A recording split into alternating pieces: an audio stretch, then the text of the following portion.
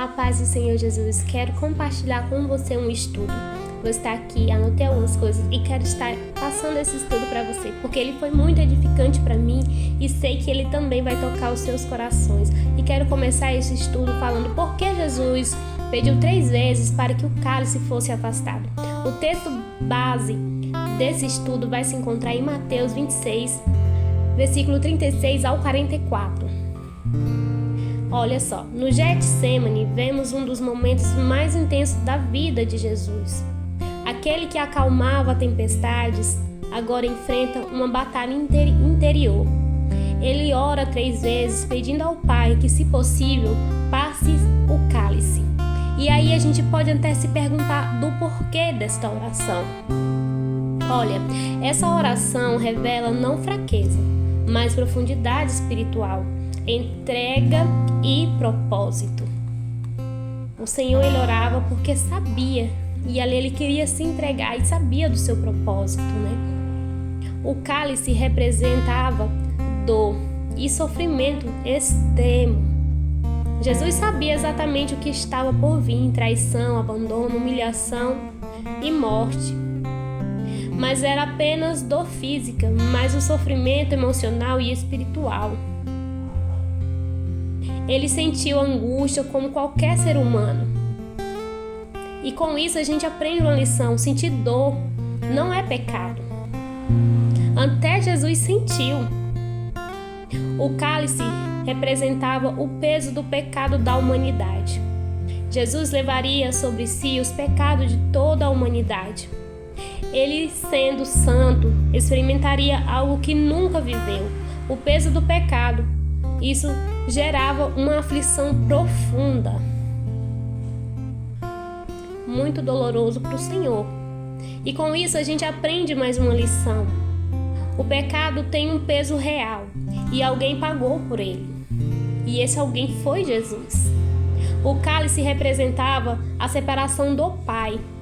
Pela primeira vez, Jesus experimentaria o afastamento do Pai. Na cruz, ele declara: Deus meu, por que me desamparaste? E isso era o mais doloroso de tudo.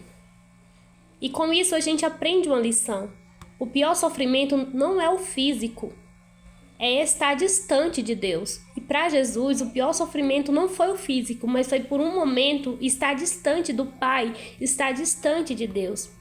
Jesus orou 3 vezes para nos ensinar persistência, para nos ensinar a persistência. Ele orou 3 vezes para que eu e você venhamos entender que precisamos persistir em orações. Ele não orou apenas uma vez, ele insistiu. Isso mostra a intensidade da luta e da entrega do Senhor quando ele ora mais do que uma vez. A repetição revela dependência total de Deus. O Senhor, ele tinha dependência total do Senhor, e isso ele nos passa através desse episódio que aconteceu na vida de Jesus.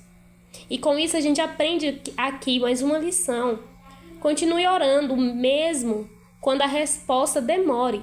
O Senhor nos deixou essa passagem para que venhamos entender que é necessário que venhamos continuar orando, mesmo que a resposta demore, que possamos insistir em oração. Jesus termina com rendição total à vontade de Deus. Não seja como eu quero, mas como tu queres. Ele começa pedindo, mas termina se rendendo. Ele começa pedindo, mas termina se rendendo à vontade de Deus. A vitória não foi evitar a cruz, mas obedecer até o fim. E com isso aprendemos mais uma lição: a verdadeira fé não é mudada à vontade de Deus.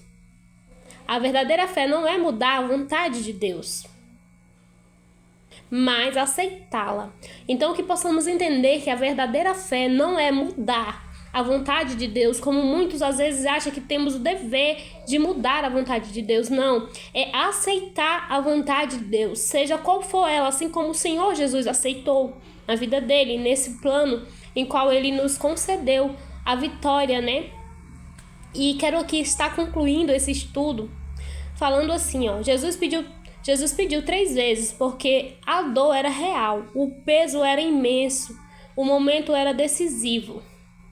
Mas acima de tudo, ele mostrou que, mesmo com medo, escolheu obedecer.